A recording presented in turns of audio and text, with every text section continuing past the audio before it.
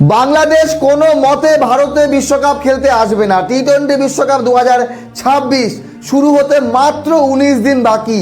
তার আগে আজকেও কোনো রকম কোনো সুরাহা হলো না।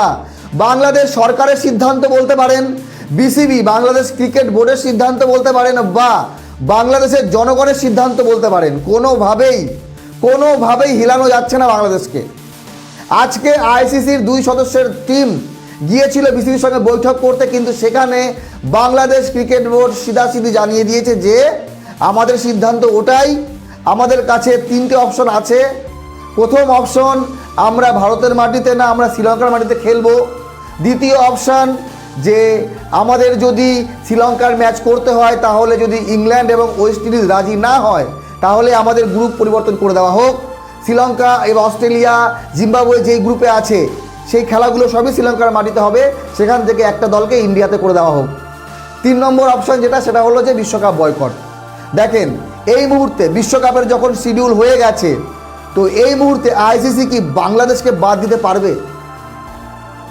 বাংলাদেশ এবং ভারতের সম্পর্কের এই যে টানাপোড়েন, মুস্তাফিজুর রহমানকে বাদ দেওয়া এবং মুস্তাফিজুর রহমানকে বাদ দেওয়ার যে ইস্যু, সেখানে বিসিসিআই জানায় যে মুস্তাফিজুর রহমানের জন্য সুরক্ষার একটু অভাব হতে পারে।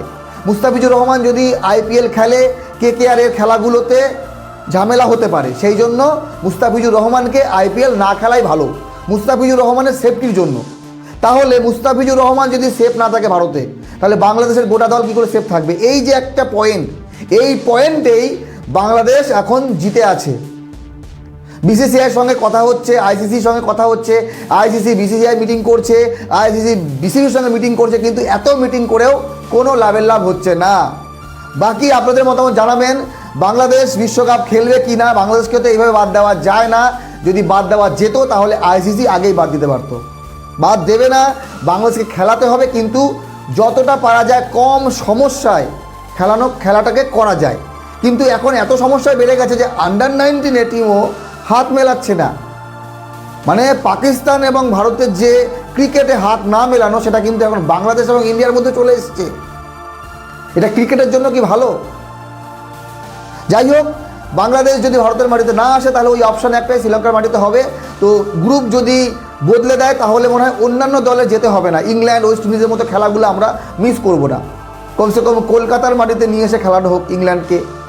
যেটা শিডিউল আছে, ওয়েস্ট ইন্ডিজের যে শিডিউলটা আছে বাংলাদেশের সঙ্গে, শুধু বাংলাদেশের জায়গায় অন্য কোনো দল, একটা জিম্বাবুয়ে বা নেদারল্যান্ডস, জানি না কী দল আছে, শ্রীলঙ্কা তো আসবে না। অস্ট্রেলিয়া যদি চলে আসে, তাহলে বাংলাদেশ আর শ্রীলঙ্কার গ্রুপটা হয়ে যাবে খুবই তাদের জন্য নর্মাল। কিন্তু এই গ্রুপে ওয়েস্ট ইন্ডিজ, ইংল্যান্ডের জন্য খুব টাফ হবে যদি অস্ট্রেলিয়া চলে আসে।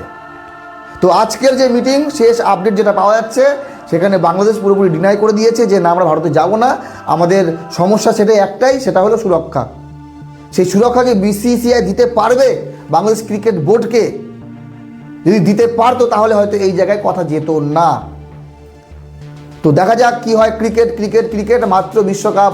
এই রকম সমস্যা বারবার এশিয়া কাপের মধ্যে দেখেছি, কিন্তু বিশ্বকাপে এই রকম সমস্যা আমরা কিন্তু খুব কম দেখি। যেখানে বাংলাদেশ এবং ভারত দুটি প্রতিবেশী দেশ, জাস্ট কয়েকদিন আগে ভারতেরও শিডিউল ঠিক হয়ে গিয়েছিল যে আগস্ট মাসে ভারত যাবে বাংলাদেশে সিরিজ খেলবে, যেটা 2024-এ হয়নি, সেটা 2025-এ যেটা হয়নি, সেটা 2026-এ হবে। কিন্তু এখন তো ভারত যাবে কিনা বাংলাদেশে, সেটা নিয়েও অনিশ্চয়তা।